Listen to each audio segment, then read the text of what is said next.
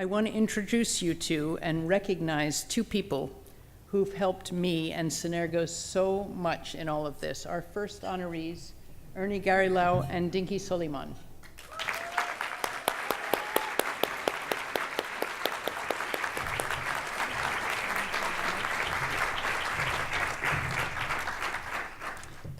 They are among the exceptional leaders that emerged from the people power movement that brought democracy to the Philippines at the end of the 80s.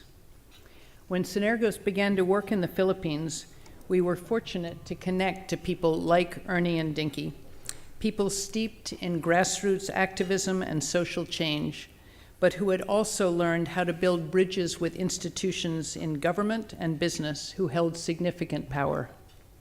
In Ernie's case, he has served on staff and as executive director of a major business social responsibility organization, Philippine Business for Social Responsibility, that helped, or social progress, I think, that helped big business recognize its new role in society as a force for positive social change, with major Philippine corporations, some of which are represented here tonight, getting on board, including, for example, the Ayala Corporation and Morant.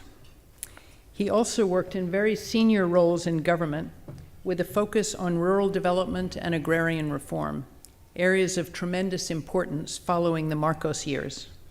And then, as an educator and researcher, Ernie began working with colleagues in the Philippines and also with a group Synergos convened from around the world on what we had begun calling bridging leadership. The term was new then. And he founded a teaching and research center on bridging leadership, the first kind of its kind in the world, at the Asian Institute of Management, with support from Team Energy, then called Morant, to promote the practice of bridging leadership in a range of settings, including very conflicted communities in the south of the Philippines.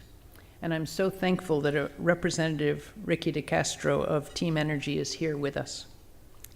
Ernie has really helped me think through the connections between inner work, bridging leadership, and collaboration. And he helped Synergos with training and knowledge in our work in other parts of the world. We are now rolling out bridging leadership training around the world, in part thanks to his wisdom. And at the same time, he's using the bridging leadership approach with the Zuellig Family Foundation, which he heads, to improve health in rural communities. I'm going to go right ahead and introduce Dinky at the same time, and then we'll give them the awards. So I met Dinky in the Philippines nearly 30 years ago. Her background in community mobilizing, helping communities truly find their voice, and helping the people who should be listening more in business, in government, and in international organizations truly listen. Dinky joined government as a Minister of Social Development. It was so heartening. It represented a sea change in the country and an opportunity to make tremendous change at scale. She brought new perspectives, focusing deeply on empowering people and changing how government operates. And she worked to bring out more people-focused approach to other ministries. Now out of government, she is still working in the social sector, and she is bridging divides in Myanmar and various other countries of Southeast Asia, as well as acting as an advocate for change and against injustice in the Philippines. So I would like to invite the two of you up to receive the awards and then hear some remarks from each of you.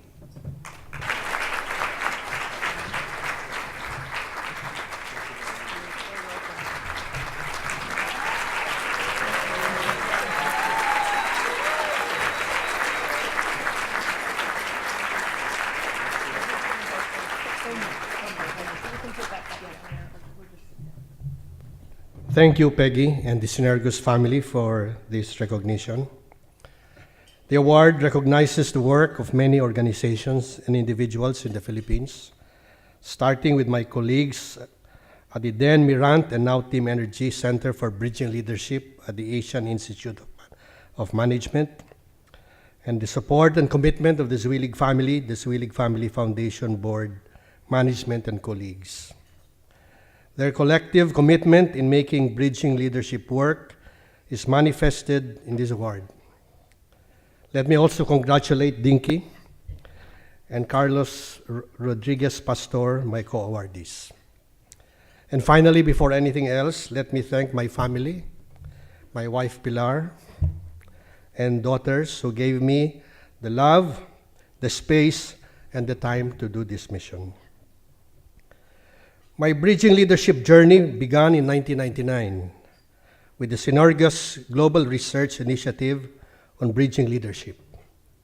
I deeply resonated with its potential to address the inequities and complexities in my own backyard. In 2003, my colleagues at the AIM developed the Bridging Leadership Framework and introduced it for extension programs, incorporated it in the management programs, and later used it as the core of the fellowship programs for public and civil society leaders. That program was supported by Miran Foundation and later by the Team Energy Foundation. In 2008, I joined the Zuellig Family Foundation to work with local elected chief executives, mayors, to improve the health indicators of especially their poor constituents. This was quite unorthodox at that time, since local political leaders generally do not have the credibility to follow through programs. We introduced the health change model, which asserted that first, for people to have better health outcomes, they must have equitable access to health services made possible by a responsive health system. And second, that responsible health system is influenced by a committed public leader. Bridging leadership was used in this model, defined as a type of leadership that is appropriate in promoting multi-stakeholder processes to address societal inequities. It is about leading collaboration and collaborative action to bring about social change. The Bridging Leadership Act involves three main segments. First, building the ownership of the response. Second, building co-ownership with other stakeholders. And together, engaging in the co-creation of a new equitable reality. But first, we had to establish proof of concept. The pilot program was in 72 towns over a period of 5 years, and the results showed a drastic decrease in maternal deaths, especially among the poor, primarily due to the health interventions made by political leaders. As a result, the Minister of Health invited the foundation in 2013 to mainstream this approach in the ministry. It was a partnership opportunity no foundation will pass. The opportunity to help government replicate nationally what we had done on a limited scale. To ensure a co-owned partnership, all policies, systems, and arrangements were co-created, creating trust for a sustainable partnership. To operationalize, the foundation provided bridging leadership training for senior health ministry officials from 13 of the 16 administrative regions, together with over 1,000 of their staff. We also transferred to the 13 regional universities the health leadership and governance program training methodologies and materials. As of 2017, these universities trained mayors and public health officers from 740 towns, half of the total number of towns in the Philippines, and the list is growing. In 2016, this partnership started training 12 governors to be provincial health champions, integrating both curative and preventive health care, and ensuring that poorer constituents have access to equitable health services. What could possibly explain the spread and acceptance of bridging leadership among publicly elected officials? First, bridging leadership connects their interior, their inner selves, their personal mission and purpose to their public work. And second, bridging leadership helps them own their critical role in reducing institutional inequities so that their constituents can have better quality of life. The Health Leadership and Governance Program is now institutionalized and fully funded by the Philippine Ministry of Health. The health change model using bridging leadership as an approach is a game changer in the role of local governments in devolved health systems. I submit that its importance in improving health indicators of the poor will be recognized in the future. Bridging leadership has gained traction in other sectors as well. The Asian Institute of Management Team Energy Center for Bridging Leadership continues bridging leadership in the development and business education programs and has intensified extension, research, and fellowship activities on bridging leadership. Through the Zuellig Family Foundation and its academic partners, the bridging leadership has been used as the leadership framework for other sectors in agriculture, family planning and reproductive health, and resilient cities, and has been promoted in the education and development ministries. Bridging leadership in the Philippines was a seed planted by Synergos Institute in 2001. It fell on fertile ground and bore great fruit, shared by many stakeholders and communities in search for equitable outcomes. But the primal sower was Peggy Dulaney, who in 1997 saw the need for a new type of leadership for a complex but interdependent world, full of conflicts and potential conflicts, coming from inequities in structures and systems. She posited at that time the need for a different leadership response that builds upon the inherent quality of human behavior that can be conserving, reconciling, attuned to connective forces in the universe, and imply greater unity and continuity. Her message, my dear friends, is prescient then as it is today. A gentle counterpoint to the promises of strong men around the world. Thank you and good evening to all.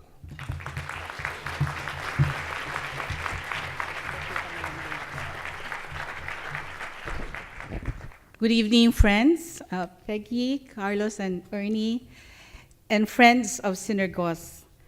When I first served as Minister of Social Welfare and Development, I started a program on community-driven development, which means people from the villages define the program, the problems, the solutions, agreeing on the solutions as a community, and government transferring the funds to a community bank account, which the people managed. I was met with disbelief, distrust by the villagers themselves, as well as by my colleagues in the ministry. For the people in government had disappointed, the government had disappointed them too often, and civil servants did not trust the poor to manage the funds efficiently and effectively. As a civil society person, which is my background before I joined government, I was at a quandary. What do I do? It was then that Ernie and Peggy, I recall having said, always listen to the people. That comes out also from my tradition as a community organizer. And so what I did, by that time, Ernie had just finished being the Minister of Agrarian Reform during the Ramos administration. I went out to the villages with my colleagues, and I listened. I listened to the disappointment of the people, the causes of distrust to government, understood their needs. I listened to my colleagues in the ministry who are based in the field, their anxiety of giving money to poor people, their very bad experiences on microcredit programs.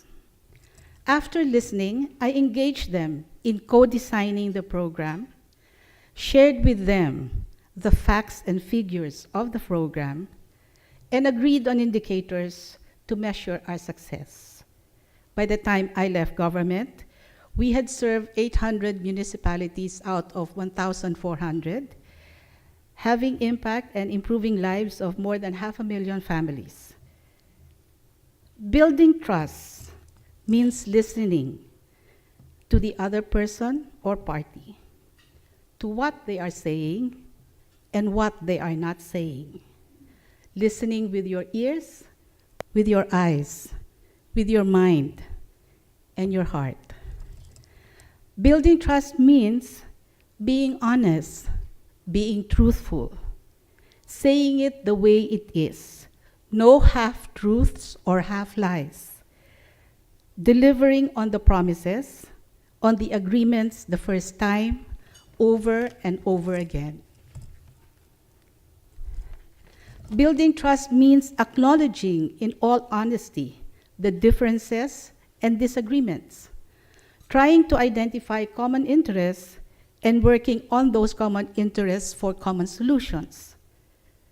But if it is not possible, as Peggy said earlier, agree to disagree with respect. Building trust is holding power with grace. Grace-filled power and graceful power. Grace-filled power means holding power informed by your spirituality, by your faith. Graceful use of power means using your power without disempowering the other, and in fact, empowering both of you.